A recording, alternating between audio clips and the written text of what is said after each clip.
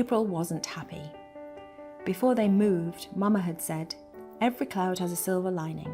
We'll have our own room in the new place. It's big, there's a garden." Mama was right about the new place being big. There were lots and lots of closed doors with silent people behind them, but there weren't any children apart from April. And the garden! It was raining so much that any clouds with silver linings were impossible to spot. Mama said, "Draw the garden of your dreams." The neighbourhood ladies brought paper and pens, so April drew.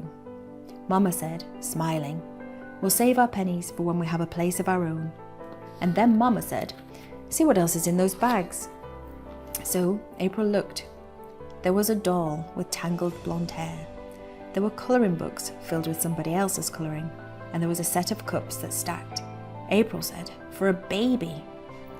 Mama said, "It's stopped raining now, pop outside for some fresh air." So April did.